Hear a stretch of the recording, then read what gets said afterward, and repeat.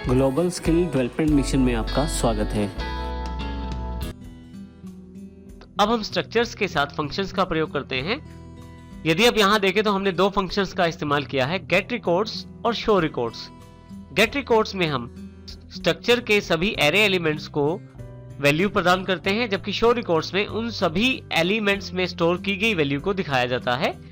इसके लिए हम struct4.cpp प्रोग्राम का प्रयोग करेंगे। सबसे पहले यदि ऊपर देखें तो दोनों हेडर फाइल्स हमने इंक्लूड की हैं। यहाँ यदि आप देखें तो struct student में हमने दो वेरिएबल लिए हैं, इंटीजर रोल नंबर और कैरेक्टर नेम, और इसके पश्चात हमने स्ट्रक्चर का जो ब्लॉक है क्लोज कर दिया है और यहाँ लास्ट में सेमीकोलन दिया है। यहाँ पे मैंने स्टूडेंट का एक एरे क्रिएट किया है जिसमें 5 एलिमेंट्स मैंने लिए हैं, एक इंटीजर आई। ये दोनों वेरिएबल मैंने ग्लोबल वेरिएबल डिक्लेयर किए हैं जो सभी फंक्शंस में एक्सेसिबल होंगे। यहाँ पे यदि ध्यान दें, सबसे पहले void get records के नाम से हमने एक फंक्शन डिफाइन किया है जिसके अंतर्गत हमने एक लूप मेंशन की है i0 जब तक 5 तक नहीं पहुंचता, और एक एक जोड़कर वो आगे बढ़ेगा। इसमें हम एरे के सभी स्ट्रक्चर एलिमेंट्स में वैल्यू डाल रहे हैं, जैसे array of i dot roll number, array of i dot name. array of i यहाँ पे i की वैल्यू के साथ रिप्लेस हो जाएगा। यदि i की वैल्यू 0 है तो array of 0, यदि i की वैल्यू 1 है तो यहाँ array of 1 के लिए इन एलिमेंट्स को स्टोर किया जाएगा।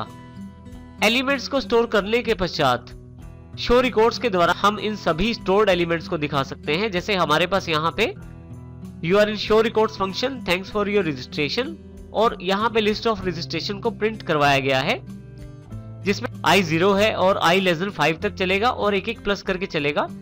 इस पर हम उन सभी एरे एलिमेंट्स जो स्ट्रक्चर के साथ रिलेटेड हैं उन सभी की वैल्यूज को शो करें, जैसे कि यहाँ पे array of i dot roll number, array of i dot name.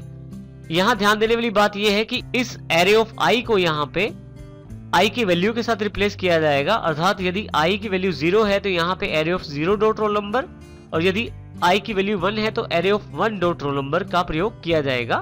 अब हम इसको प्रैक्टिकल रूप में यहाँ यदि देखें तो struct4.cpp हमारे पास अवेलेबल है। सबसे पहले हेडर फाइल्स इंक्लूड की गई हैं, उसके पश्चात स्ट्रक्ट डिफाइन किया गया है जिसमें हमने दो वेरिएबल लिए हैं, रोल नंबर और नेम। हमने यहाँ स्ट्रक्चर का एक एरे 5 एलिमेंट्स वाला एरे डिक्लेयर किया है जो स्टूडेंट डेटा टाइप का है। इसके पश्चात ये आई हमने काउंटर के रूप में लिया है। ये दोनों वेरिएबल यहाँ पे ग्लोबल हैं जो हर एक फंक्शन में एक्सेसिबल हैं। इसके पश्चात void get records में हमने एक लूप के द्वारा सभी एरे एलिमेंट्स को जो स्ट्रक्चर से रिलेटेड है इनको वैल्यूज दी हैं। इसी तरह से शो रिकॉर्ड्स में हमने लूप के द्वारा उन सभी एरे एलिमेंट्स को जो स्ट्रक्चर से रिलेटेड हैं उनकी वैल्यू को शो किया है, और इस प्रकार हमने void main के अंतर्गत इन दोनों फंक्शंस को कॉल किया है। सबसे पहले गेट रिकॉर्ड्स को जिसके द्वारा वैल्यू स्टोर की जाएगी, और फिर शो रिकॉर्ड्स को जिसके द्वारा वैल्यू दिखाई जाएगी।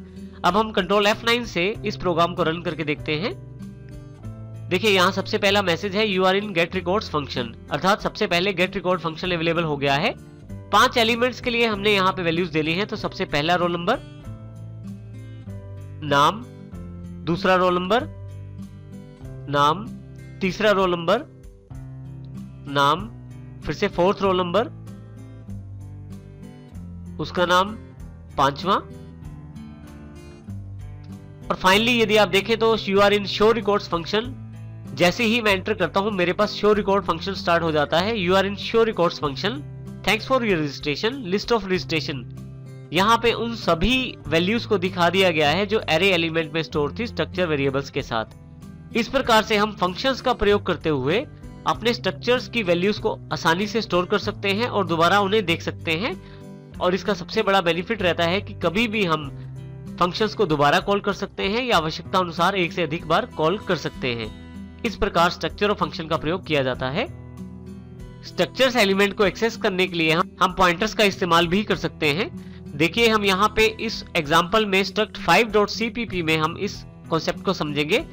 यहाँ पे सबसे पहले हमारे पास दो हेडर फाइल्स इंक्लूड की गई हैं जिसमें struct student, इसमें दो वेरिएबल लिए गए हैं, रोल नंबर और नेम। उसके पश्चात void main में यहाँ पे स्टूडेंट के दो वेरिएबल डिक्लेयर करवाए गए हैं। एक हमारा पॉइंटर वेरिएबल है जो स्टार के साथ S1 के रूप में डिक्लेयर करवाया गया है। S2 हमारा सिंपल वेरिएबल है स्टूडेंट डेटा टाइप के साथ।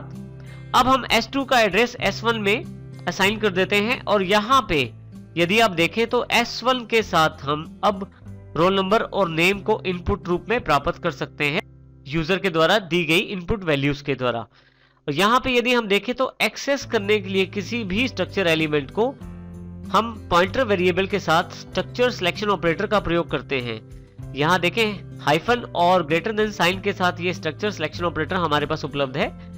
S1 के साथ ये ऑपरेटर लगाने के साथ रोल नंबर में हम वैल्यू असाइन कर सकते हैं सी इन के द्वारा। इसी तरह से S1 के साथ नेम में वैल्यू असाइन कर सकते हैं।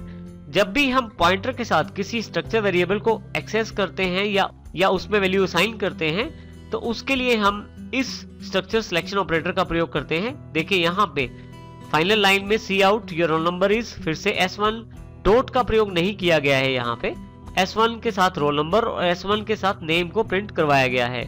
इस प्रकार हम स्ट्रक्चर और पॉइंटर का प्रयोग इकट्ठे कर सकते हैं। अब हम इसको प्रैक्टिकल रूप में देखते हैं।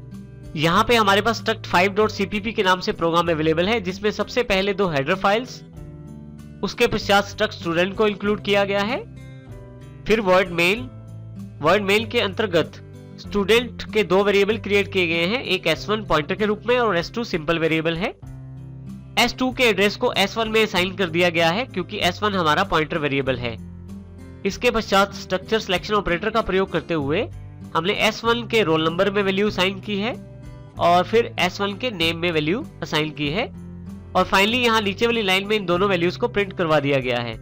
और यहाँ पे लास्ट में मेल फंक्शन को क्लोज कर दिया गया है गेट ch लगाने के पश्चात। अब हम कंट्रोल F9 के साथ इस प्रोग्राम को रन करते हैं। सबसे पहले एंटर योर रोल नंबर, मैं रोल नंबर प्रेस कर देता हूं।